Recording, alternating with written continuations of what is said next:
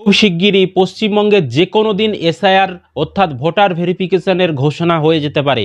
এই যে এসআইআর শুরু হবে, কোন ক্ষেত্রে আপনার নাম কাটা হবে, আপনার কোন ভুল করলে আপনার নাম কেটে দেওয়া হবে, আপনাদের মনে নানান প্রশ্ন রয়েছে এসআইআর সংক্রান্ত।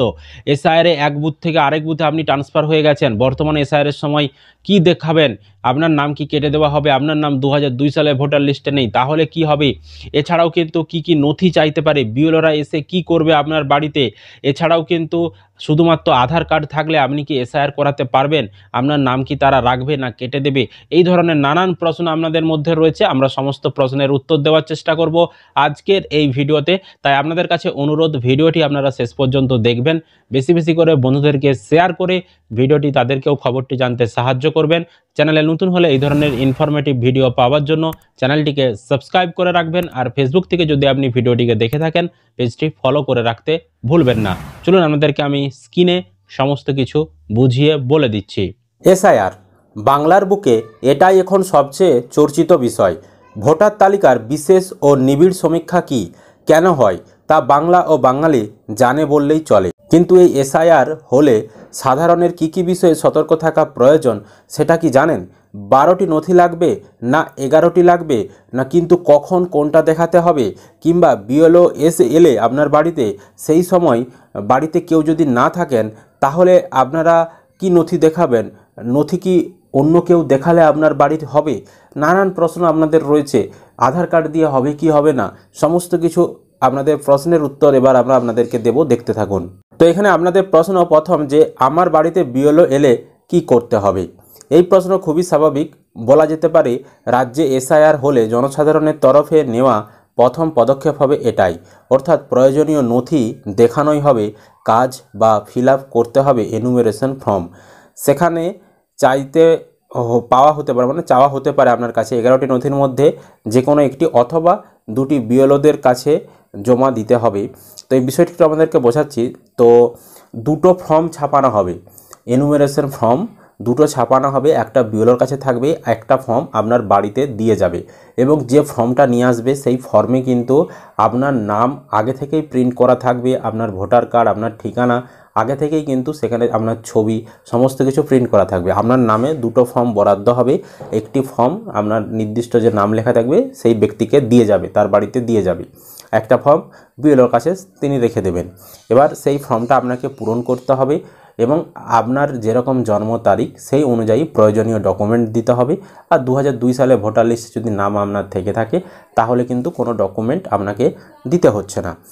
তো যেরকম ক্রাইটেরিয়া রয়েছে আমি একটু পরে সেই ক্রাইটেরিয়াগুলো দেখিয়ে দিচ্ছি কাদের ক্ষেত্রে কী ডকুমেন্ট দিতে হবে। তো আপনার কাজ হলো বিএলও এসে ফর্মটা দেবে, ফর্মটা পূরণ করবেন, তার সঙ্গে কাগজ আপনি দেবেন, বিএলও আবার সেগুলো নিয়ে চলে যাবে। ঠিক আছে, বোঝাতে পেরেছি। আর আরেকটা বিষয়, কেউ যদি বাড়িতে না থেকে থাকে, তারা বাইরের রাজ্যে কাজ করে, তো আপনার বাড়িতে যখন ফর্মটা দিয়ে যাবে দেখতে পাচ্ছে এসে বাড়িতে তালা দেওয়া বা আপনি বাড়িতে উপস্থিত নেই, তাহলে কি হবে না, সেক্ষেত্রে দেখুন আপনার বাড়িতে তারা 2-3 বার কিন্তু আসবে। নিয়মে বলা রয়েছে বিএলওদেরকে কিন্তু শুধু একবার গেলেই হবে না, যদি বাড়ি তালা পাই একবার গেলে হবে না, আবারও কিন্তু যেতে হবে। দিয়ে যদি দেখে তবুও তালা রয়েছে, সেক্ষেত্রে কিন্তু সেই উপভোক্তা যদি সত্যিই পশ্চিমবঙ্গে না থেকে থাকে বা যদি না থেকে থাকে সেই ঠিকানায়, সেই উপভোক্তা চাইলে অনলাইনেও কিন্তু এই এসআইআরের ফর্ম ফিল আপ করতে পারবে। ঠিক আছে, অনলাইন অফলাইন দুটো পদ্ধতিই চালু করা থাকবে। কেউ যদি চাই আমি অনলাইনে ফর্ম ফিল আপ করবো, অনলাইনে সমস্ত কিছু করব, সেটা আপনি দেশের যে কোনো প্রান্তে বা আমাদের রাজ্যের যে কোনো প্রান্তে বসে আপনি কিন্তু করতে পারবেন। ঠিক আছে, এইটাও বুঝাতে পেরেছি, কোনো আপনাদের ক্লিয়ার হয়ে গেল বিষয়টা। এবার কি নথি দেখতে চাইবে? উত্তর, বিহারকে যদি মডেল হিসাবে ধরা হয় সেক্ষেত্রে বাংলাতেও প্রায় একই পরিস্থিতি দেখা যেতে পারে বললেই চলে। বিহারের মতো বাংলাতেও কমিশন চাইতে পারে 11টি নথি, তার মধ্যে থেকে যে কোনো একটা দিতে হবে। আর সুপ্রিম কোর্টে জুড়ে দেওয়া একটি বিশেষ নথি, তা হলো আধার কার্ড।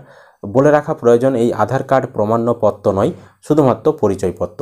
অর্থাৎ সুপ্রিম কোর্ট পরে নির্দেশ দিয়েছিল যে 12 নম্বর ডকুমেন্টস হিসাবে আধার কার্ডকে ইনক্লুড করতে হবে।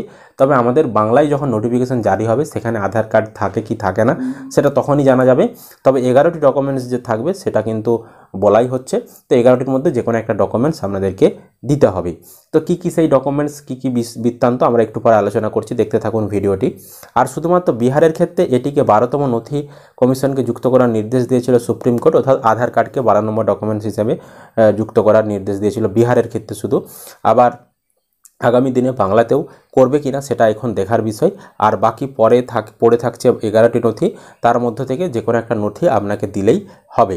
আর বিহারকে মডেল ধরে চললে দিতে হতে পারে একটি কিংবা দুটি নথি, এরকম বলা হচ্ছে। তবে একটা নথি দিলেই যথেষ্ট। তবে যেক্ষেত্রে আপনার বাবা বা মায়ের ডকুমেন্টস আছে, সেক্ষেত্রে বাবা মায়ের মধ্যে তাদেরও কিন্তু ডকুমেন্টস দিতে বলা হচ্ছে।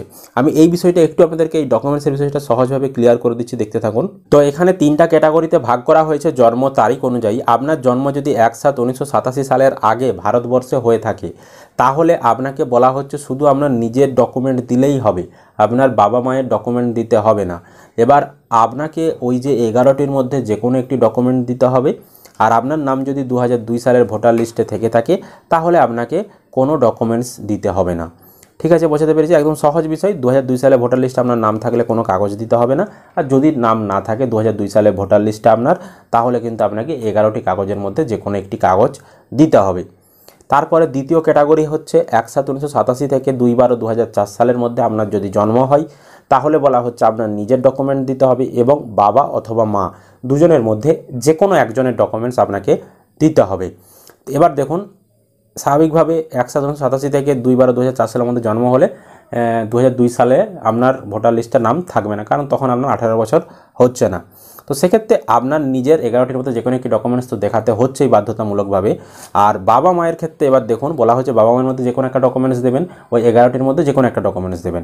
তবে এখানেও কিন্তু একটা বিষয় রয়েছে, বাবা বা মায়ের যে কোনো একজনের নাম যদি 2002 সালের ভোটার লিস্টে থেকে থাকে, তাহলে ওই বাবা মায়েরও 11টির মধ্যে কোনো ডকুমেন্টসই আপনাকে দিতে হবে না। শুধুমাত্র যেখানে যেই বুথে যে 2002 সালে ভোটার লিস্টে নাম রয়েছে, সেই পেজটা আপনি জেরক্স করে দিয়ে দেবেন। বুঝতে পেরেছি? তারপরের ক্যাটাগরি হচ্ছে আপনার জন্ম যদি 2/12/2004 সালের পরে ভারতবর্ষে হয়ে থাকে, তাহলে আপনাকে ডকুমেন্টস দিতে বলা হচ্ছে আপনার নিজের 11টির মধ্যে একটা ডকুমেন্টস, আপনার বাবার 11টির মধ্যে একটা ডকুমেন্টস, মায়ের 11টির মধ্যে একটা ডকুমেন্টস। এবার আপনার নিশ্চয়ই 2002 সালে ভোটার লিস্টে নাম থাকবে না, যেহেতু আপনার জন্মটাই 2/12/2004 সালের পরে, তাই আপনাকে 11টির মধ্যে যে কোনো একটা ডকুমেন্টস দিতে হচ্ছেই। এবার বাবা মায়ের ক্ষেত্রে দেখুন, বাবা মা এনাদের যদি নাম 2002 সালের ভোটার লিস্টে থেকে থাকে, তাহলে কিন্তু এনাদেরকে যে 11টির মধ্যে একটা ডকুমেন্টস দিতে বলা হচ্ছে, সেটা কিন্তু দিতে হবে না। আর যদি এনাদের কারো নাম 2002 সালে ভোটার লিস্টে নাম না থেকে থাকে, যার থাকবে না, তাকে 11টির মধ্যে একটা দিতে হবে। সোজা বিষয়। যার থাকবে না 2002 সালে ভোটার লিস্টে, তাকেই কিন্তু 11টির মধ্যে যে কোনো একটা ডকুমেন্টস দিতে হবে। এবার দেখুন, 11টি ডকুমেন্টসের মধ্যে যে একটা ডকুমেন্টস দিতে বলা হচ্ছে, সেই 11টি ডকুমেন্টস কী কী? তো এখানে দেখুন, ডকুমেন্টসগুলো বলা হয়েছে যে কোনো আইডেন্টিটি কার্ড, পেনশনের কার্ড, বা যে কোনো এমপ্লয় মানে আপনি রাজ্য বা কেন্দ্র সরকারের কর্মচারী ছিলেন, সেই ধরনের কোনো কাগজ যদি আপনার বা ডকুমেন্ট যদি সেন্ট্রাল গভর্নমেন্ট, রাজ্য সরকার বা কেন্দ্র সরকারের যদি থেকে থাকে, সেই ধরনের কাগজ আপনি দিতে পারেন। এছাড়াও যে কোনো ধরনের আইডেন্টিটি কার্ড বা যে কোনো ধরনের ডকুমেন্ট বা সার্টিফিকেট যেগুলো আপনাকে দিয়েছে পোস্ট অফিস থেকে বা ব্যাংক থেকে বা লোকাল কোনো অথরিটি আপনাকে দিয়েছে, বা সেন্ট্রাল গভর্নমেন্ট বা রাজ্য সরকার বা LICর কোনো কাগজ, পোস্ট অফিসের কোনো কাগজ যদি আপনার থেকে থাকে 1/7/1987 সালের আগের কাগজ, তাহলে আপনি সেটাও কিন্তু SIRের জন্য দিতে পারেন। তারপর বলেছে বার্থ সার্টিফিকেট যদি আপনার থেকে থাকে বা আপনার বাবা মায়ের থেকে থাকে, সেগুলোও আপনি কিন্তু দিতে পারেন। মানে যার ক্ষেত্রে দিতে বলবে তার আপনি দিতে পারবেন। যখন মায়ের ডকুমেন্টস হিসেবে, তখন আপনি মায়ের ডকুমেন্টস হিসাবে আপনি মায়ের জন্ম সার্টিফিকেট দিতে পারেন, বাবা চাইলে বাবা দিতে পারেন, আপনার চাইলে আপনার দিতে পারেন। ঠিক আছে, সবার ক্ষেত্রেই প্রযোজ্য। এবার যেটা আপনার, যেই ডকুমেন্টসটা আপনার সহজ মনে হবে, সেটাই আপনি দেবেন। যার চাইবে তার দিতে হবে, আপনার চাইলে আপনার দিতে হবে, বাবার চাইলে বাবার দিতে হবে, মায়ের চাইলে মায়ের দিতে হবে। 4 নম্বরে বলেছে পাসপোর্ট, যদি পাসপোর্ট থেকে থাকে সেটা আপনি দেবেন। তারপর 5 নম্বরে বলেছে মাধ্যমিক, উচ্চ মাধ্যমিক, তার হায়ার এডুকেশন আপনি করেছেন, তার যে পাস সার্টিফিকেট বা মার্কশিট বা অ্যাডমিট কার্ড, হ্যাঁ, বা যেটা আপনার রেজিস্ট্রেশন সার্টিফিকেট, এই ধরনের কোনো যদি বোর্ডের বা ইউনিভার্সিটির সার্টিফিকেট থেকে থাকে, সেগুলোও আপনি দিতে পারেন। এছাড়াও বলেছে 6 নম্বরে permanent resident certificate issue by competent state authority, অর্থাৎ রাজ্য সরকারের তরফ থেকে কোনো আপনার যদি পার্মানেন্ট রেসিডেন্ট সার্টিফিকেট আপনার কাগজ থেকে থাকে, মানে যেটাকে বলা হয় এসডিওর রেসিডেন্ট সার্টিফিকেট। তো সেই এসডিও রেসিডেন্ট সার্টিফিকেট যদি আপনার থেকে থাকে, স্থায়ী বাসিন্দা সার্টিফিকেট, সেটাও কিন্তু আপনি দিতে পারেন। এছাড়াও ফরেস্ট রাইট পাট্টা, মানে বন বিভাগের পাট্টা অনেককে দেওয়া হয়ে থাকে, তো সেই কাগজ থাকলে সেটা আপনি দিতে পারেন। SC ST OBC caste certificate থেকে থাকলে সেটা আপনি দিতে পারেন। ন্যাশনাল রেজিস্টার্ড অফ সিটিজেন্স এই কাগজ থাকলে আপনি সেটাও দিতে পারেন। ফ্যামিলি রেজিস্টার্ড সার্টিফিকেট থাকলে সেটাও আপনি দিতে পারেন। এছাড়াও কোনো জমি বা বাড়ি আপনি রাজ্য সরকারের তরফ থেকে পেয়েছেন, সেই ধরনের কোনো কাগজ থেকে থাকলে সেটাও কিন্তু আপনি এসআইআর-এর জন্য দিতে পারেন। এবার দেখুন, অনেকেই একটা কমন প্রশ্ন করছেন, আমার কাছে শুধু আধার কার্ড থাকলে এসআইআর-এ পাস করব আমি, আপনার নামটা কি থাকবে না কেটে দেবে? উত্তর, একদমই নয়।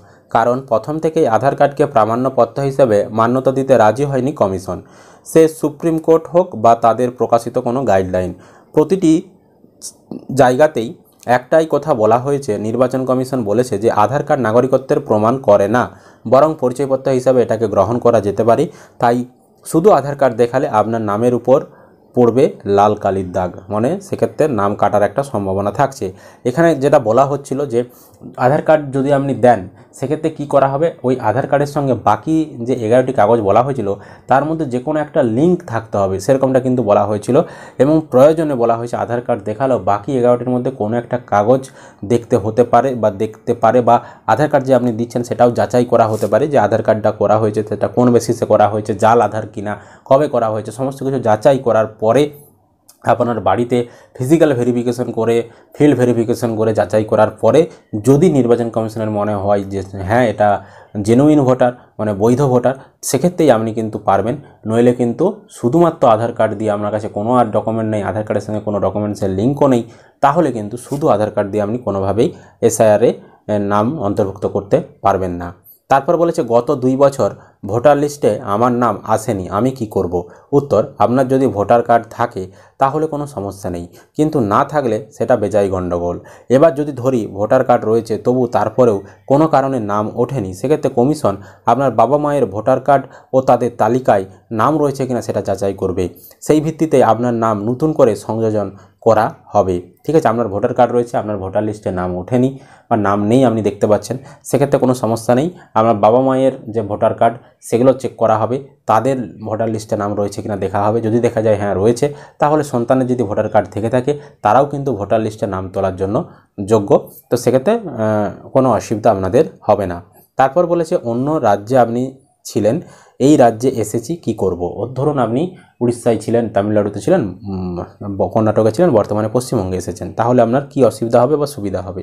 তো বলা হচ্ছে এতে কোনো অসুবিধা নেই, আপনি এই দেশের নাগরিক সেটা প্রমাণ করাই মূল উদ্দেশ্য, মানে আপনি যে ভারতীয় সেটাই মূল উদ্দেশ্য, আপনি কোন রাজ্য থেকে এসেছেন সেটা মূল উদ্দেশ্য নয়।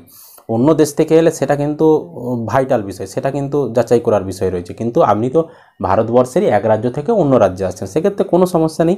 আপনি আগে যে রাজ্যে থাকতেন সেখানকার ভোটার কার্ড থাকলে তা কমিশনের হাতে তুলে দেবেন বা তার একটা আপনি কপি দিয়ে দেবেন তাদেরকে, তো সেই ভিত্তিতেই নতুন ঠিকানায় তৈরি হয়ে যাবে আপনার নতুন কার্ড, নতুন ঠিকানাতে আপনার এসআইআর হয়ে আপনার নাম কিন্তু নতুন ভোটার লিস্টে থাকবে। তারপর বলা হচ্ছে যারা কাজের জন্য বাইরে থাকেন তাদের কি হবে? উত্তর, কর্মসূত্রে অনেকেই বাংলার বাইরে রয়েছেন, কেউ মুম্বাই, কেউ বেঙ্গালোরে, কারো আবার বাড়ি দুর্গাপুর, থাকেন কলকাতায়, তাদের জন্য একটু সমস্যা হতে পারে। বিএলওরা যখন বাড়িতে আসবে আপনার পরিবারের নথি নেবে, সঙ্গে আপনারটাও নেবে।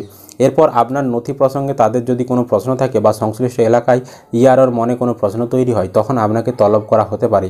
এছাড়াও যদি কোনো প্রশ্ন তৈরি নাও হয় তারপরেও হয়তো তথ্য যাচাইয়ের জন্য একবার হাজিরা দিতে হতে পারে, তবে এটা কিন্তু বাধ্যতামূলক নয়, এটা প্রথমে বলা হয়েছিল হাজিরার কথাটা। তবে কিন্তু যারা বাইরের রাজ্যে থাকেন তাদের জন্য চিন্তাভাবনা করে নির্বাচন কমিশন ঠিক করেছে যে অনলাইনেও কিন্তু আপনারা নিজেরা এসআইআর করতে পারবেন, সেখানে অনলাইনে আবেদন করতে পারবেন, অনলাইনে সমস্ত কিছু হয়ে যাবে। তো সেক্ষেত্রে সহজমিনে মানে আপনাকে উপস্থিত থাকতে হবে সেরকম কোনো বাধ্যবাধকতা নেই। যদি আপনার ডকুমেন্টস সঠিক থেকে থাকে অনলাইনে করলেই আপনার কিন্তু অ্যাপ্রুভড হয়ে যাবে। তারপরের প্রশ্ন, 2002 সালে অন্য বিধানসভায় ছিলাম, এখন অন্য বিধানসভায় রয়েছেন, কি করবেন? উত্তর, এই সমস্যার উত্তর আগেই দিয়েছি, খুব সাধারণ। আগে যে কেন্দ্র নাম নথিভুক্ত ছিল তার প্রমাণ দিলেই হবে, অর্থাৎ আপনি আগে কোন বিধানসভায় ছিলেন, আগে আপনার যে ভোটার লিস্ট বা আগে যে আপনার ভোটার কার্ড রয়েছে সেই লিস্টটা আপনি নিয়ে আসবেন, বা সেই আমরা যে আগে ভোটার কার্ড ছিল সেটা আপনি প্রমাণ দেবেন, বা আগে কোন বিধানসভায় ছিলেন সেটা আপনি প্রমাণ দেবেন। এবার ধরুন আপনার এই নতুন ঠিকানাতেও ভোটার কার্ড রয়েছে, আবার পুরনো ঠিকানাতেও ভোটার কার্ড রয়েছে, সেক্ষেত্রে আপনার পুরনো ঠিকানায় নথিভুক্ত থাকা নাম বাদ দিয়ে দেবে কমিশন এবং নতুন যে ঠিকানায় আপনার ভোটার কার্ডটা রয়েছে সেটাই মান্যতা দেবে এবং সেখানেই কিন্তু আপনার এসআইআর এর ফর্ম আসবে, সেখানেই আপনি ডকুমেন্টস জমা দেবেন। তো সেক্ষেত্রে কোনো সমস্যা কিন্তু আপনাদের হবে না। মূল বিষয় 2002 সালে ভোটার লিস্টের সঙ্গে এখন যে 2025 সালে ভোটার লিস্টের ম্যাপিং হচ্ছে সেখানে আপনার নাম আগে রয়েছে কি নেই, মিল খাচ্ছে কি নেই সেটা দেখা হবে। যদি মিল না খায় সেক্ষেত্রেই কিন্তু ডকুমেন্টসের ব্যাপারগুলো আসছে। আর যদি দেখা যায় 2002 সালেও ভোটার লিস্টের নাম ছিল এবং 2025 সালেও ভোটার লিস্টে আপনার নাম রয়েছে, সেক্ষেত্রে কিন্তু এসআইআর এর সময় কোনো রকম ডকুমেন্টসই আপনাকে দিতে হবে না, খুব সহজেই কিন্তু আপনি এসআইআরটা করে নিতে পারবেন। আর যাদের মিল পাওয়া যাচ্ছে না তাদের ক্ষেত্রেই ডকুমেন্টস আরে নিয়ে যাচাই করে তাদের জন্য এসআইআর করা হচ্ছে এবং এসআইআর এর পরেই কিন্তু চূড়ান্ত ভোটার লিস্ট আবার পাবলিক করবে এবং সেইখানেই কিন্তু যাদের যাদের নাম থাকবে পরবর্তী যে বিধানসভা ভোট হবে সেই ভোট কিন্তু সেই লিস্টেই হবে। মানে এসআইআর এর পরে কিন্তু নতুন ভোটার লিস্ট একটা পাবলিক করা হবে, সেখানে অনেকের নাম বাদ যাবে, হ্যাঁ অনেকের নাম অ্যাড হতেও পারে। তো সেটা একদম ফ্রেশ একটা ভোটার লিস্ট কিন্তু পাবলিক করা হবে এই এসআইআর এর পরেই। সুতরাং এসআইআর নিয়ে খুব একটা চিন্তা করার কিছু নেই। যারা জেনুইন ভারতের নাগরিক তাদের ক্ষেত্রে আশা করি কোনো অসুবিধা আপনাদের হবে না, আপনাদের ডকুমেন্টসের দিক থেকে বলুন বা অন্যান্য দিক থেকে বলুন।